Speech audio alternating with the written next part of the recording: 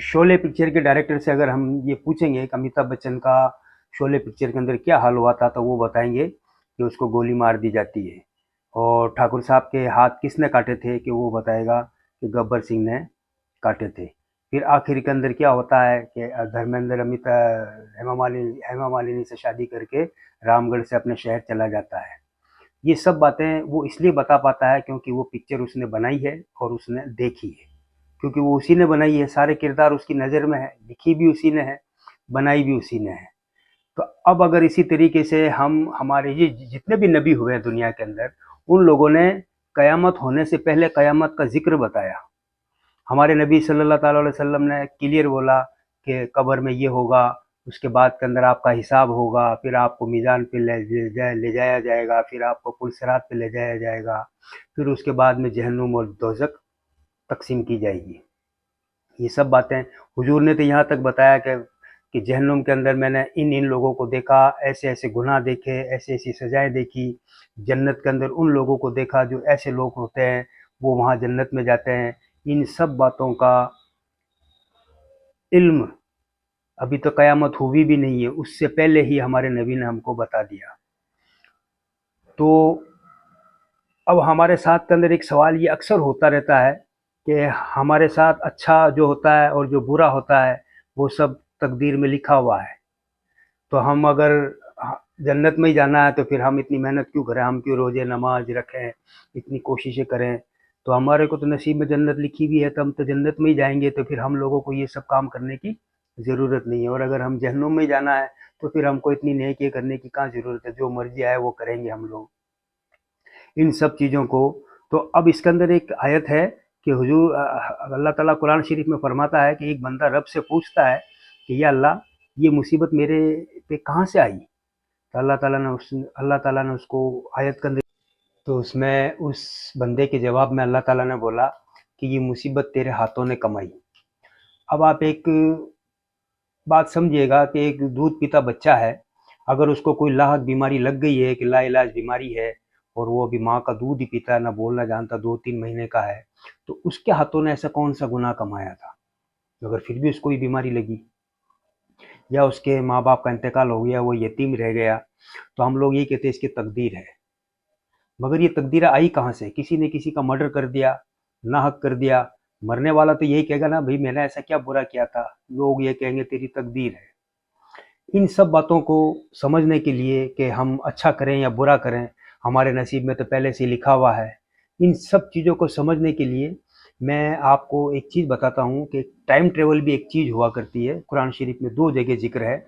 एक असाब कैफ का जिक्र है, जिसके अंदर वो 309 साल सोते रहे और दुनिया चलती रही, और वो एक जगह ठहरे हुए थे, और जब उनकी आँख खुली तो दुनिया बदल चुकी थी, सल्तनतें बदल गई थी। तो एक तो ये असाब कैफ का है टाइम ट्रेवल, और एक है आज़र अलैहिस्सलाम का टाइम ट्रेवल है कि उन्होंने ये मन में सोचा था, ये अल्लाह तू कयामत में कैसे लोगों को ज़िंदा करेगा, ये तो हड्डियाँ गल गई इन लोगों की।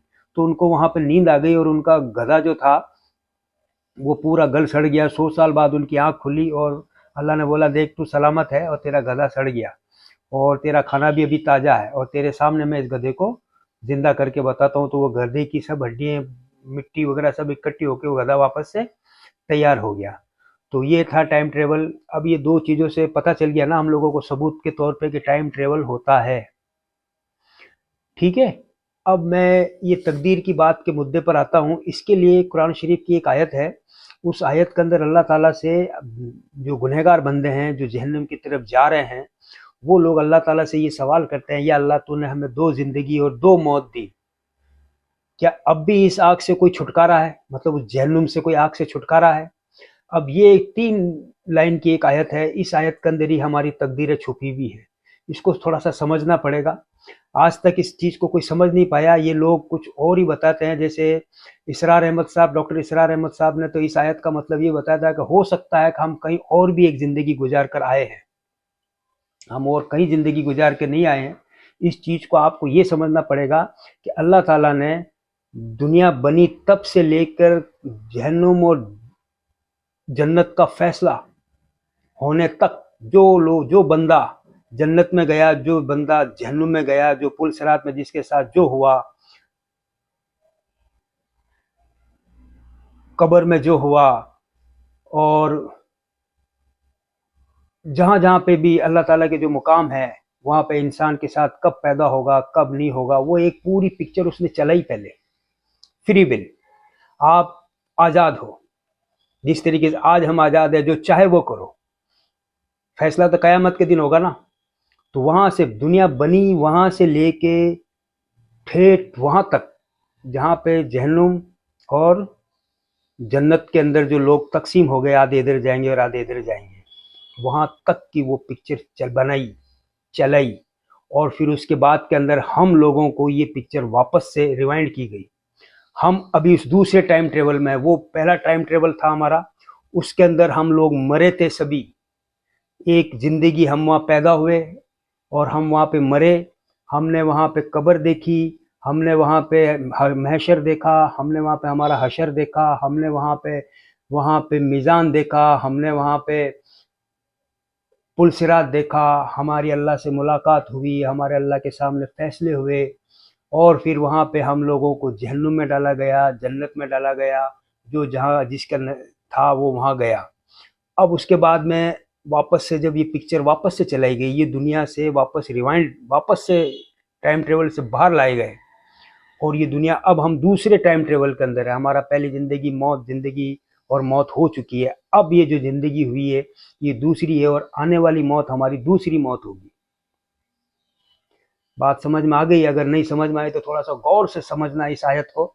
मैं डिस्क्रिप्शन के अंदर इस आयत के नंबर डाल दूंगा, आप इसको समझिए, दूसरों के ट्रांसलेट में मत जाइए। आप इस आयत के हिसाब से हमारी तकदीरें हैं, उस जन्म में या उस टाइम ट्रेवल में हमने जो कुछ भी किया, जो अभी हम कर रहे हैं, या उसमें जो कुछ भी किया वही हमारा तकदीर बन गई। अब हमने वहाँ पे किसी बच्चे को लाइलाज बीमारी हुई और वो उसके माँ बाप भी मर गए और वो यतीम हो गया, तो वो इस बच्चा इस टाइम टेबल के अंदर भी यतीम ही है।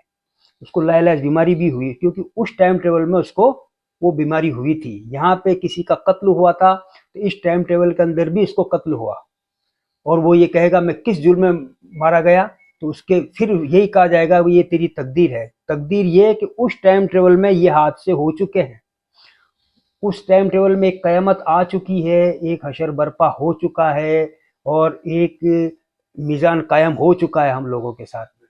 आज हमारे साथ में जो कुछ भी हो रहा है वो उस टाइम ट्रेवल में था। मेरा ये जो वीडियो बना रहा हूँ मैंने उस टाइम ट्रेवल में भी बनाया था। तो ये तकदीरें जो चीज़ है ये हमारे खुद के हाथों से कमाई हुई है। उसी आयत का ये सारांश है कि ये मुसीबतें आई कहाँ से, कि ये मुसीबतें तूने खुद ने कमाई, क्योंकि उस टाइम टेबल के अंदर अगर तुम अच्छा करते तो इस टाइम टेबल के अंदर भी तुम्हारे साथ में अच्छा ही होता। वहाँ पे हमने बुरा किया, हमने मर्डर किए, हमने कत्ल किए, हमने जिना किया, हम चोर थे। ये यूँ कहानी तो वो की वो है जो शोले पिक्चर की आप एक पिक्चर बनाई और वही पिक्चर आप दूसरे स्पेल में भी देखेंगे तो पिक्चर तो वही होगी। उसी पिक्चर में अमिताभ बच्चन को गोली लगेगी, उसी पिक्चर में ठाकुर साहब के हाथ काटे जाएंगे, उसी पिक्चर में हेमा मालिनी धर्मेंद्र के साथ ट्रेन में बैठ के चली जाएगी। अब उस दौरान के अंदर हम लोग ये जो कहते हैं ना कि हमारी तकदीर कहाँ से आई, हमने वहाँ से लाई। हमारे हम बुरा करें या अच्छा करें हमारे नसीब में तो जन्नत दोजख सब फिक्स हो गई है। हम लोगों ने जो वहाँ किया वो यही कर रहे हैं। ठीक इसी तरीके से हम दूसरी मौत की तरफ जाएंगे और वहाँ पर अल्लाह के सामने हम फिर कहेंगे या अल्लाह, अल्लाह नहीं करे हम कहें अल्लाह हमें माफ़ करे, क्योंकि एक आयत और भी है कि नेक बंदे मुसलमान जो अल्लाह ताला को कह के अल्लाह ताला उन बंदों से कहेगा कि जाओ जन्नत में चले जाओ, अब तुम्हें कोई मौत नहीं। तो वो बंदा कहेगा या अल्लाह क्या अब इसके बाद इस एक मौत के बाद कोई दूसरी मौत नहीं? अल्लाह कहेगा हाँ नहीं। तो हमें बचाए इस मौत से, दूसरी मौत आए और हमें अल्लाह माफ़ करे। तो ये तकदीर का राज है कि हमारे साथ जो अच्छा हुआ बुरा हुआ, हम बुरा करें या अच्छा करें कुछ नहीं है। जो हमने वहाँ किया वो यहाँ है। तुमने वहाँ पे रोज़े रखे तो यहाँ रखोगे, तुमने वहाँ उस टाइम टेबल में तुम मुसलमान थे तो इसमें तुम मुसलमान हो, उस टाइम टेबल में तुम गैर मुस्लिम थे तो इस टाइम टेबल में तुम गैर मुस्लिम ही रहोगे। नबियों ने भी यही बातें, अल्लाह ने उनको भी यही चीज़ें बताई कि ये क़यामत के अंदर ये जहन्नुम के अंदर इनको मैं ऐसी सज़ा दे रहा हूँ, इनको ये ऐसी सज़ा दे रहा हूँ, ये जन्नत के अंदर ये चीज़ें हैं। ये सब चीज़ें नबियों को अल्लाह ने बता दी क्योंकि अल्लाह वो पिक्चर देख चुका है। मेरी बात समझ में आई होगा तो अस्सलाम वालेकुम, शेयर करें, लाइक करें, सब्सक्राइब करें।